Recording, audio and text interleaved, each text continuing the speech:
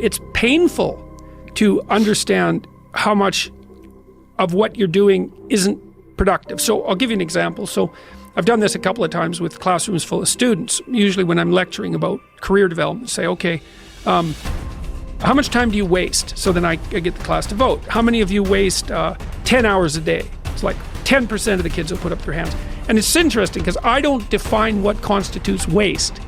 I just ask the question. So they're diagnosing themselves, right? I'm not saying you're wasting 10 hours a day. I'm just asking. It's like, given your own attitude, how much time are you wasting? 10 hours a day. It's like 10% of the people put up their hands. Well, when you get to like 6 hours a day, 80% of the people put up their hands. So then we do the arithmetic. It's like, because I like doing arithmetic with people. People hate arithmetic, but I like doing it. It's like, okay, 6 hours a day. It's 42 hours a week. So let's call that a work week, 40 hours a week. So that's a work week. Let's say, what's your time worth? You're a university student. Well, it's certainly worth minimum wage, because obviously, but it's worth way more than that, because if you spend a productive hour when you're 20, then you gain the benefits of that hour for the rest of your life. So there's the compounding effect of time spent when we were young. So I say, well, let's assume your time's worth $50 an hour, which I think is an underestimate, but whatever. Let's call it 50. We can call it 25, but we'll call it 50. If that's $2,000 a week you're wasting. It's $100,000 a year. It's like, how much better would your life be if you weren't wasting $100,000 a year? It's like, what is that over 40 years? $4 million. It's like, you're rich. You don't even know it. Quit wasting time. By your own definition. It's like people shake their heads, like, oh, I never thought about it that way. It's like, yeah, think about it that way. Don't waste your damn life. And then you think, well, why would people be resistant to that message? It's like, well, you really want to wake up and figure out that you're wasting half your life? And you know, when people do that kind of wasting, they actually hate it. You know, and I've had lots of people come to my clinical practice who were chronic procrastinators. You know, and so they're watching YouTube videos, say, but not ones that are good for them, although sometimes they will do that, but just browsing in that kind of mindless way that you do when you're not paying attention and you're trying to kill time. And people doing that, they feel bad, they get depressed, they feel anxious, they can't get away from it, they feel kind of quasi-addicted. That's what they're saying about social media now. It's a huge issue sure. with young kids. Absolutely, but there's this feeling of kind of internal rot and corruption that goes along with it. It's like, yeah, well, you're wasting your life. It's like, so it's painful. It's painful to recognize that. Then it's painful to think, oh my God, look how undisciplined I am. I don't know anything. I can't use a schedule. I can't stick to a calendar. I don't have any aims. I don't know anything about the world, right? And maybe there's a part of me that's bitter because I haven't got everything already, and I'd just like to say, to hell with it. That's the recognition of the Jungian shadow. It's like, that's what makes you vicious and untrustworthy. All of that. No one wants to look at that, and no bloody wonder.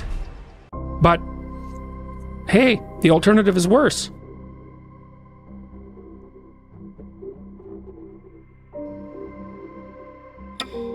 I hate it when I see young people wasting their time, wasting all this technology got, just sitting around in this world that's been created for you, that everything is instant.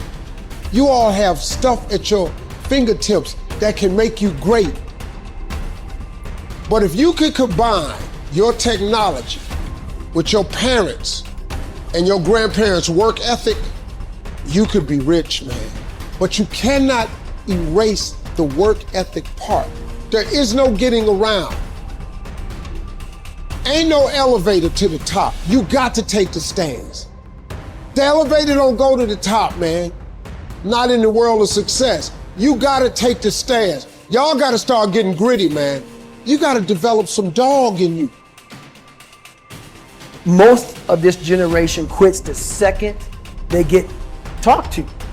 You did this wrong, or they get yelled at.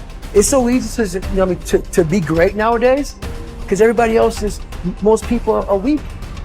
This is a softened generation. So if you have any mental toughness, any ability, if you have any fraction of self-discipline, the ability to not want to do it but still do it. Play the long game.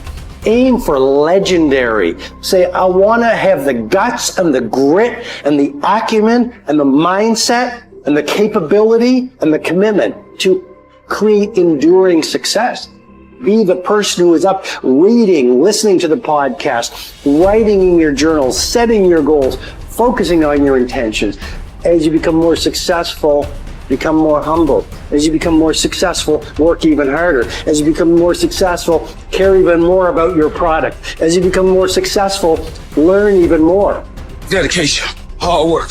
Dedication, hard work. I'm a one-man army. The world can go against me. I'm still come on top. I need you to go harder than you've ever gone before. I need you to be more dedicated than you've ever been before. Life's one big fucking head game. You play with yourself. If you lose, it's because you allow life to get in your fucking head.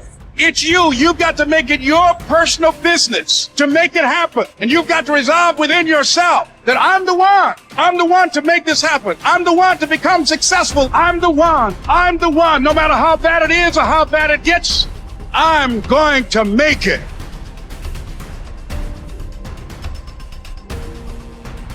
I must say a word about fear. It is life's only true opponent. Only fear can defeat life. It is a clever, treacherous adversary, how well I know. It has no decency, respects no law or convention, shows no mercy. It goes for your weakest spot, which it finds with unnerving ease. It begins in your mind, always, so you must fight hard to express it. You must fight hard to shine the light of words upon it. Because if you don't, if your fear becomes a wordless darkness that you avoid, perhaps even manage to forget, you open yourself to further attacks of fear because you never truly fought the opponent who defeated you. What man actually needs is not a tensionless state, but rather the striving and struggling for a worthwhile goal, a freely chosen task. What he needs is not the discharge of tension at any cost, but the call of a potential meaning waiting to be fulfilled by him.